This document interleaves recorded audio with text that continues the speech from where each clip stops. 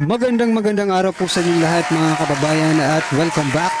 Dito po sa PNR at ito nga mga karibin natin breaking news. Nako, paktay na nasyak ang Palasyo BBM sa matinding pasabog ni BP Sara, PRRD.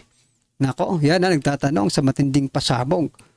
Eto ang katapusan, todas na. Nako, yan mga kaubayan, patungkol po yan ang ating aalamin at bibigyan ng komento ngayong araw na ito.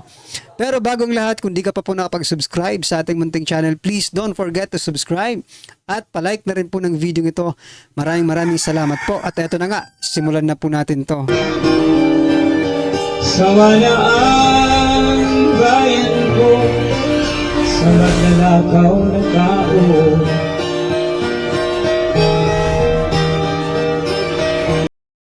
So yan mga kababayan, kanina po, no? Kanina yung vlog natin about kanina mga kababayan, itong si former itong si Sandro Marcos, mga karibin natin, pinasinungalingan, no? Sabi niya, walang suhulan naganap, no? Diyan sa pirmahan na yan. Pero eto mga kababayan, nakakita po tayo ng isang ebidensya na kung saan in-explain niya, isang congressman nag-explain kung bakit siya pumirma doon po sa impeachment complaint against Vice President Sara Duterte. Ito mga kaubayan, si Congressman Duke Frasco. Yan mga kaubayan, pakinggan po natin ang kanyang explanation, no? Dito natin makikita. Kaya nga nilagay, ito, balikan po natin saglit lang Kaya nga nilagay ko dito, nilaglag si Sandro. O ito mga kabayan, pakinggan po natin kung papaano, no, umamin itong si Congressman Doc Frasco, no, kung bakit siya pumirma. Naasam ko din rin para sa pag-abot ninyo sa ako ang rason. Siguro nakadungog na mga.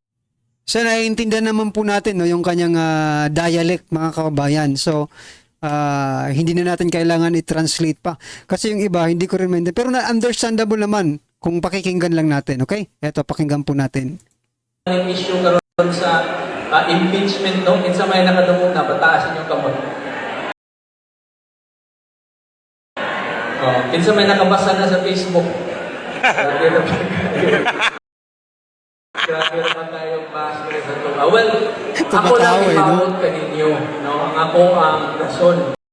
Kaya siguro na nang pangutan na sa mo, kung unsa sa lang ako ang rason, nganong nipirma ko sa pagpadala sa impeachment complaint sa ato ang BP Sara kadto sa Senado. No? Nipuyog ko sa sobra sa 240 congressman. Sa tibuok House of Representatives, 306 may kabuok. 240 or almost 80% ni pirma sa pagpadala sa impeachment complaint ngadto sa Senado. Kaya Senado man ang muhukom.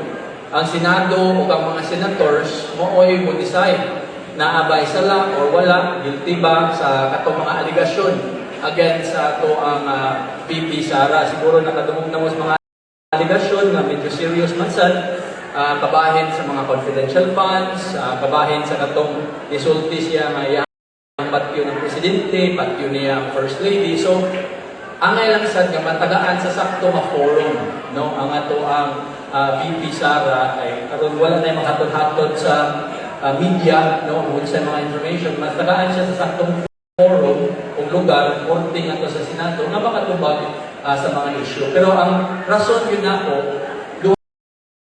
So ito mga kabayan, yung rason niya. Pakinggan po natin, ang tagal mo namang magsalita ng rason mo No? Pakabuo. No? Ang ako ning ipabot ka ninyo. Ang number one reason yun ako, mga siya yung pinaka-importante sa ako ang tanaw. Number one reason yun ako, anong nipuyong ko sa majority ngadto sa House of Representatives.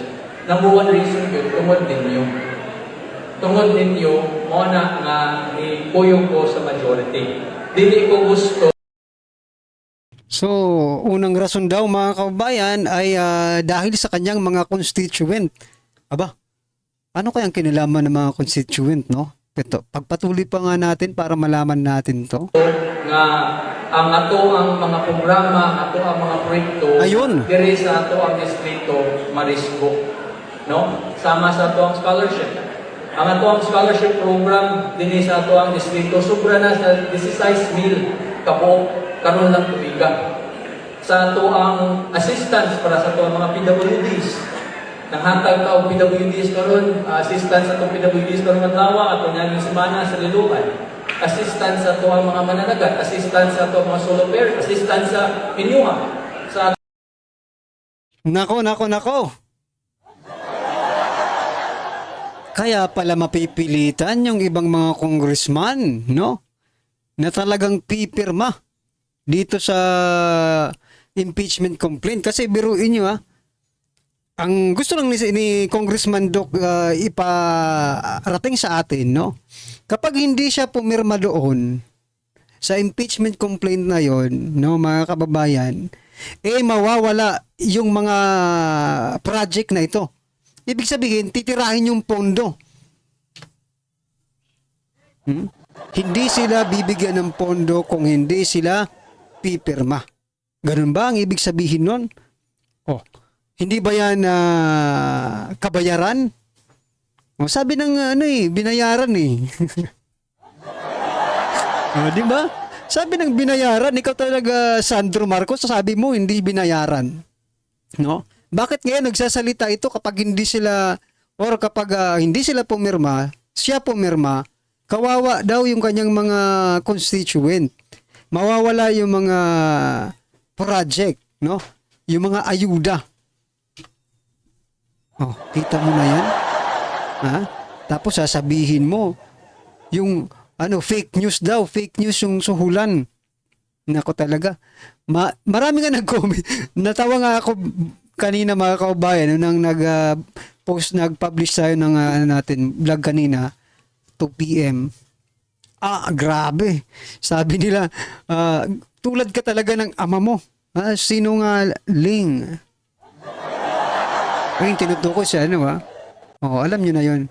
So, sinungaling daw mga kababayan kasi marami na daw ang umamin na congressman. Siguro ko isa na ito sa tinutukoy ng ating mga kababayan, no? Na umamin, patungkol po dyan sa suhulan sa pagpirma to impeach Vice President Sara Duterte. Ano ka ngayon? Nilaglag ka na. Nilaglag ka na ng mga aliporis nyo.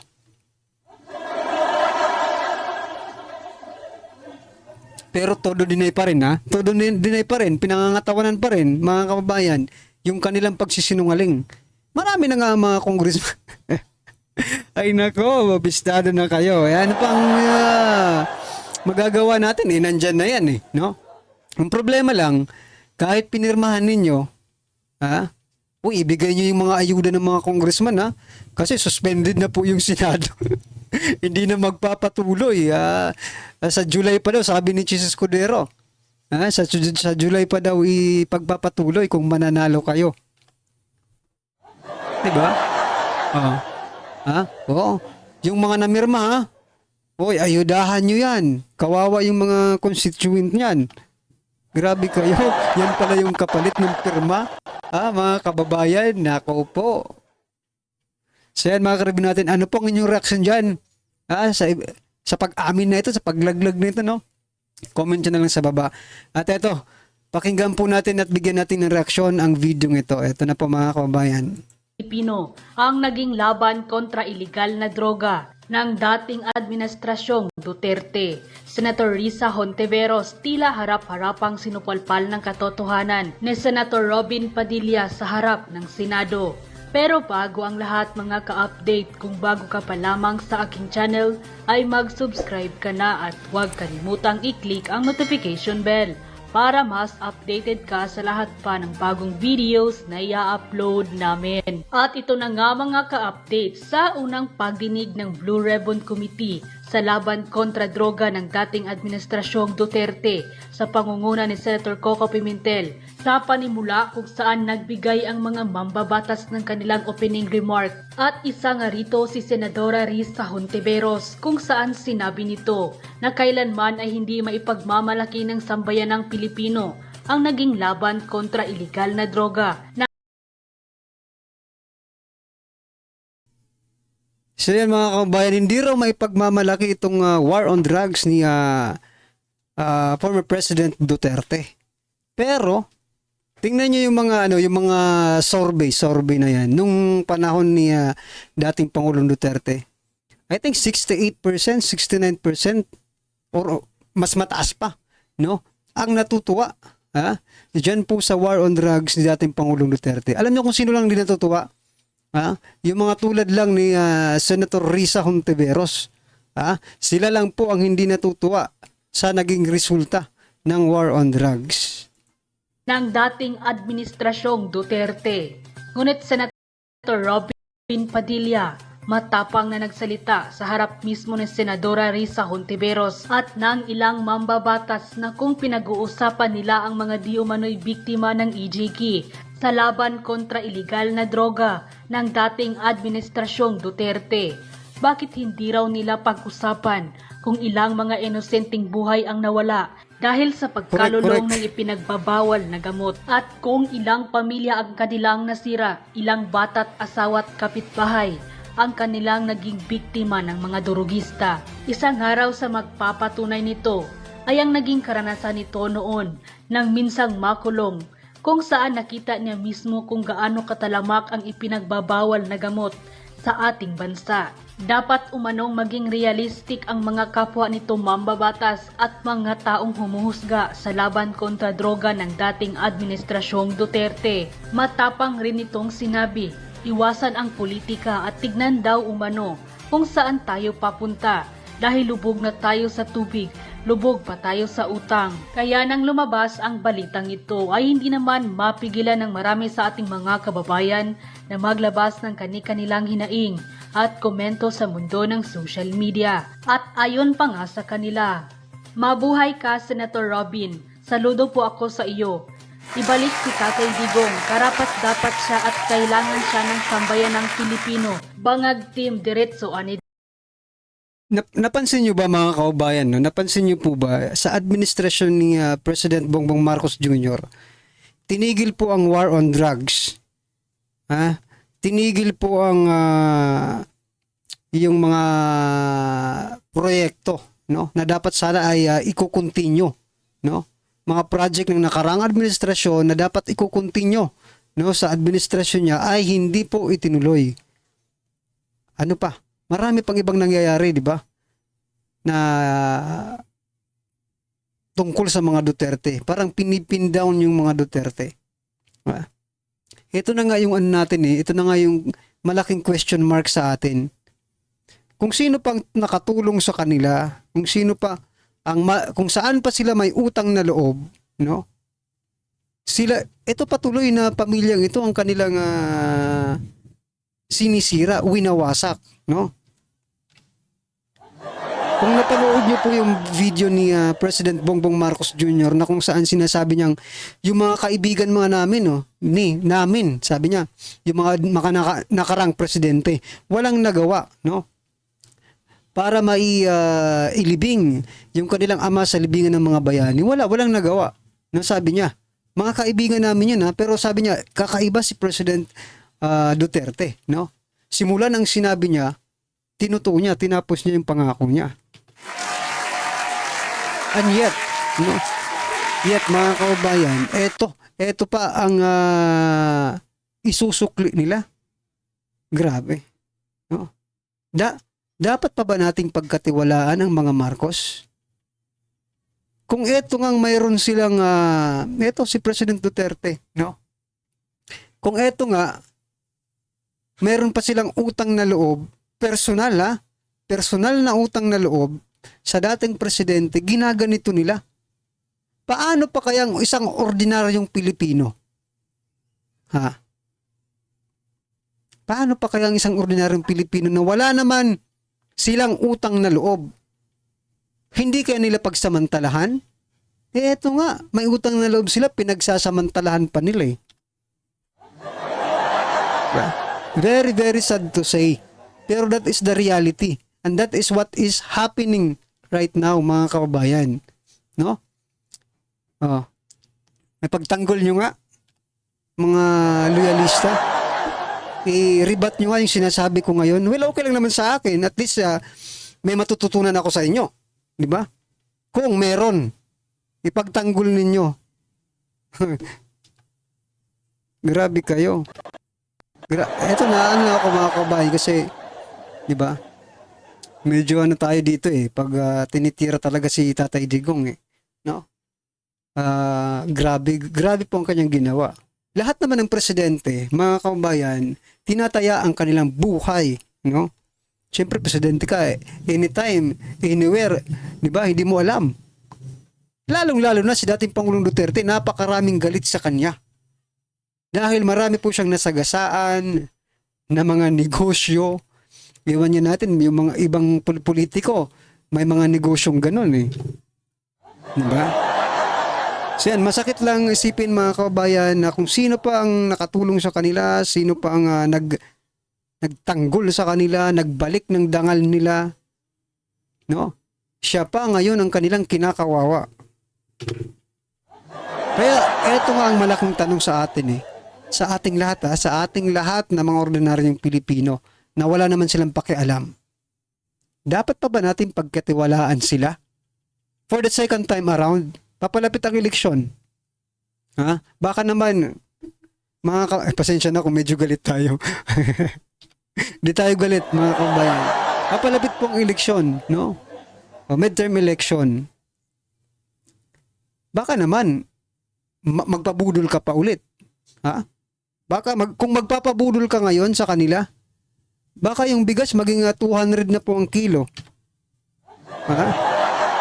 At yung sweldo ng mga ordinaryong manggagawa, nako, baka hindi na umabot ng 2 weeks, no? Yung pagbabudget nila. 1 week na lang yung pang isang buwan sana na sahod. Dahil magtataasan ang mga presyo. Di ba? Can't you see the effect? Di ba? Ganun po naging epekto simulan na naupo. Diba? Nagsitaasan ang presyo, ang sahod, di naman tumaas. Diba? Ang ekonomiya, lugmok. Nagbenta ng golds. Kinuha yung mga pondo ng mga SSS, GSIS, PhilHealth, kung ano-ano pa dyan. Kinuha. Ba't talagang... Ay, nako, kung iisipin natin yung lahat, no? Kung iisipin natin, parang masisiraan ka talaga pag iisipin mo talaga. Well, anyway mga kababayan, huwag natin isipin masyado yan. Intindihin na lang po natin, may araw rin sila.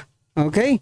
May araw din ang mga ito, mga karibin natin. Kaya kung ano man ang inyong opinion, reaction patungkol po sa video ito, comment lang po sa baba para at least alam po ng ating mga kababayan ang inyong opinion. Maraming salamat po. Sa walang bayan ko, sa magnanakaw na tao,